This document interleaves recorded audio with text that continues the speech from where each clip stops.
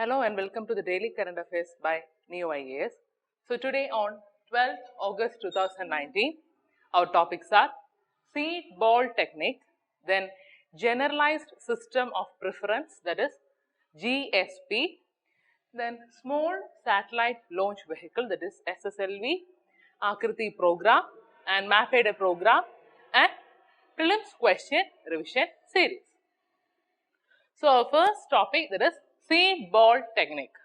Okay, so why this came in news? Because in order to increase the forest cover, the Punjab government or Punjab, it looks into seed ball technique, and they said that the seed ball technique to be sprayed in jungles, then open spaces in schools, colleges, and even government properties. Okay, so this is the news. And about this seed ball technique, we know the seed ball mission, it aims to overcome the shortage of green cover in Punjab and also to provide green environment. Okay, so this seed balls, they are to be sprayed in jungles, then as I said in open school places, then even in colleges and also government properties with the help of small self-help group, that is SHG. Okay, so you have to note that the main important thing of this technique is that this particular technique, it does not need even to dig a pit. Okay, and it just needs spraying seed balls in the open spaces, and also it is helpful when one person cannot enter certain areas due to the topographical hindrances. Okay, so this program, it is being mentored by the Talwara based cooperative society Unnati, and it is supported by the Punjab Forest Department. So about a seed ball technique, the thing that you have to remember is that this technique, it does not need a pit to be dug, and as I said, it just needs spraying seed balls in the open spaces. And also please note that it is helpful when one person cannot enter certain areas due to topographical hindrances. Okay, so here I'll also explain another information, that is this Unnati, it had launched a campaign with Forest Department to plant at least 10 trees of Moringa, that is drumstick, at every government schools of Talwara. Okay, so this Moringa leaves, they are consumed to fight malnutrition among the undernourished people, especially in children. Okay, so whenever you heard about this Unnati's seed ball program, please remember this also, that is this Unnati, it had launched a campaign with the help of Forest Department in order to plant at least 10 trees of Moringa at every government schools of Talwara. Clear? So let's move to our second topic, that is GSP, Generalized System of Preferences. So why it came in news? Because the exports of Indian goods which were enjoying benefits under the preferential tariff system GSP to the US, they registered a growth of 32% in June according to TPCI. TPCI means Trade Promotion Council of India. Okay, this is the news. So about this generalized system of preference, you know this GSP, it is a preferential tariff system and it is extended by developed countries to developing countries. Okay, so this developing countries, it is also known as beneficiary countries or preference receiving countries. So here you have to remember this GSP, it is a type of system, it is being extended by developed countries to developing countries. Clear? Then, so it's a preferential arrangement, and also it allows concessional low or we can say zero tariff imports from developing countries. So the GSP, it was launched in 1976 by the Trade Act of 1974, and the GSP, it is the largest and also it is the oldest US trade preference program, and basically it is designed to promote economic development by allowing a duty-free entry for thousands of products which are designed by the beneficiary countries. Fine. Then, so the main objective of GSP, as we discussed, the main objective of GSP was to give development support to poor countries by how they can do that? By promoting exports from them into the developed countries or this beneficiary countries. Okay, so we can say the GSP promotes sustainable development in the beneficiary countries by helping these countries to increase and even diversify their trade with the US.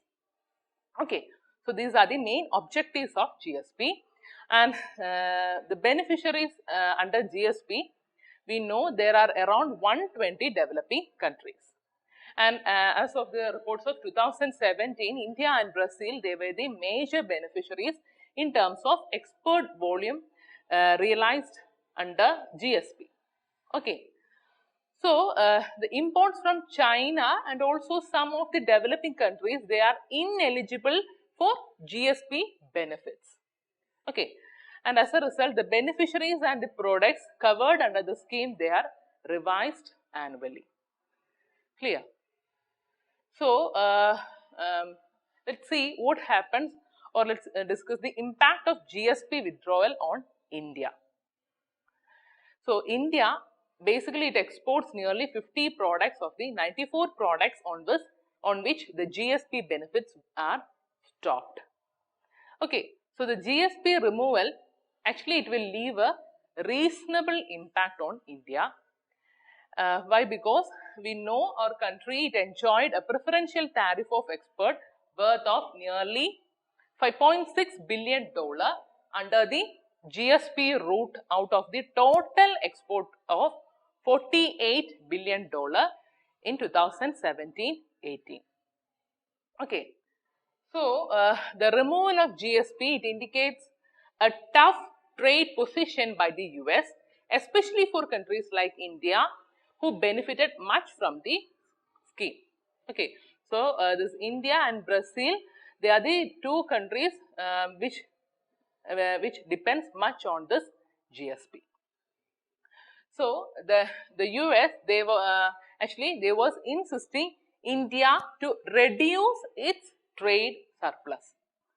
Okay, so we know India, it is the 11th largest trade surplus country of the US, and India, it enjoyed an annual trade surplus of $21 billion in 2017-18. Okay, so let's see what are the main benefits of GSP. You know, the main benefits are increased Indian exports as well as profit for Indian exporters, and also Indian producers, they will become more competitive in the American market, and also it helps new exporters to establish in the American market. Okay, these are the some of the benefits of GSP. Fine. So, next topic, that is small satellite launch vehicle. So, the news is that ISRO's mini launcher, it booked for US satellite customer even before its birth. Okay. So, let's discuss about this SSLV. So, you know this SSLV, it is also known as mini PSLV, and this SSLV, it is a new mini rocket launcher, and it is designed and it is built by the ISRO for launching small satellites. Okay. So, this SSLV rockets, they are capable of putting a payload of 500 kilogram to mid inclination of LEO. LEO means low Earth orbit. Okay. And 300 kilogram of SSO. SSO means sun synchronized orbit, and thereby making it ideal for launching small satellites. So, you have to remember SSLV rockets, they are capable of putting a payload of 500 kilogram to mid inclination LEO and 300 kilogram to SSO. Okay. So, this SSLV, it is designed for the launch on demand concept with very quick turnaround capability in between the launches. And this SSLV, it is perfectly suited for launching multiple micro satellites at a time. And it also supports multiple orbital drop-off. Okay. Then, so here you can see the diagram of SSLV, and talking about its configuration, we know it's a 3 stages solid propelled, and approximately it is having 2 meter in diameter and 34 meter in its long or length, and forecast indicates about 500 satellites to be launched in next 3 years. Okay, and this payload capability, it is between 300 to 500 kilogram to SSO. Clear? So, coming to our next topic, that is ARCTI Program. So, the news is that the Department of Atomic Energy, coming under Government of India, it is organizing a 2-day exhibition on DAE spin-off technology for non-power applications. Okay, and this meeting, it was held at New Moti Bagh Recreation Club, which is located in New Delhi. Okay, so this ARCTI program, we know Department of Atomic Energy, actually it has launched a DAE societal initiative for utilization of non-power application, that is NPA, and spin-off technologies, especially in the area of water, agriculture, food processing, and also you can say agri-land improvement through urban and also rural waste management. Okay, so this structured program is called ARCTI Kritik Force, and it has been formulated by BARC Mumbai. Okay, so you have to remember that it is implemented through technically oriented NGOs for techno-economic growth of the rural sector. So, the ARCTI acronym for Advanced Knowledge and Rural Technology Implementation Initiative, that is this ARCTI. So, under this ARCTI program, several ARCTI MOUs were signed, and also 3 ARCTI nodes were set up in Maharashtra, and it was made operational with the funding of Government of Maharashtra. And as a follow-up, what happens? Some more nodes were set up in self-financed mode by other NGOs in other states. Okay. So, as I said, this ARCTI nodes through NGOs have demonstrated the usefulness of BAR technologies for rural sector, leading to social benefit. Okay. So, further, it has demonstrated that technically oriented human resource in rural sector, actually it is capable to deploy technologies for their use under the guidance of BAR scientists and even engineers. And this program, it has the potential to encourage village technopreneurship based on BAR technologies. Okay, that much you have to remember. So, today in MapAD program, we will be dealing with Elephanta caves. So, the news is that India's longest ropeway project connecting Mumbai with the Elephanta caves, it will soon clear the final hurdle. Okay, this is the news. So, talking about the Elephanta caves, you know it is located in Elephanta Islands in Mumbai in Maharashtra, and we know they are the rock-cut caves, and they were constructed around mid-5th to 6th centuries AD. And they are a collection of cave temples primarily dedicated to Lord Shiva, but also have Buddhist caves in it.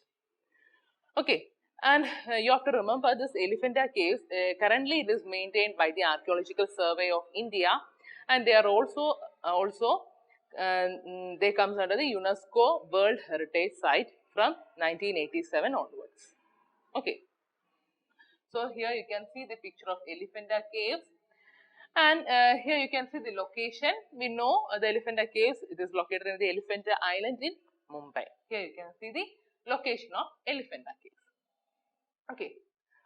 So in the last class, we were dealing with Bandipur Tiger Reserve, and I asked you to find out where the exact location of Bandipur Tiger Reserve is. As we know, it is a fine example of managing interstate tiger reserve. Okay. So the answer is the Bandipur Tiger Reserve. We know it is spread in 3 states, that is Karnataka, then Tamil Nadu and Kerala. So the Bandipur Tiger Reserve, the Bandipur, Nagarhole, Wayanad, Mudumale and Satyamangalam tiger landscape, it is spread across the states of Karnataka, that is Bandipur to Nagarhole, and in Tamil Nadu, Mudumale to Satyamangalam, and in Kerala, Wayanad. Okay, so this is the correct extension of Bandipur Tiger Reserve. And as I said, it's a fine example of managing interstate tiger reserve for the long-term conservation of tiger source population. Okay, so today your question is, please find the other caves in Maharashtra. So already we have discussed about Elephanta Caves. So please find the other caves which is located in Maharashtra and please comment it in the comment section. Okay. So today in Prelims question revision series, your question is, which of the following is or are the characteristics of Indian coal? And first one, high ash content, second, low sulfur content, and third, low ash fusion temperature. So you have to select the correct answer using the codes given below, and options A 1 and 2 only, B 2 only, C 1 and 3 only, and D 1, 2 and 3. So we know the Indian coals by their very nature, we know that they are high in ash content, but they are low in sulfur content. So this high ash content, it means they are of low quality. We know Indian coal is of low quality, and actually we import coking coal, and we also know that it is having low sulfur content. But actually you will be doubting about this fusion temperature. This ash fusion temperature, generally it is not, we are not much familiar about that term. So, but if you know this Indian coal, it is having high ash fusion temperature, that is approximately about 1500 degrees Celsius. Okay, so Indian coal, it is having high ash fusion temperature. So, our option 3, it is a wrong statement, because it is given it is having low ash fusion temperature. So, this is a wrong statement, and our answer is A 1 and 2 only. Okay, so our answer is A. So guys, that's all for today's session. So if you have any doubt, please comment it in the comment section. Thank you for listening.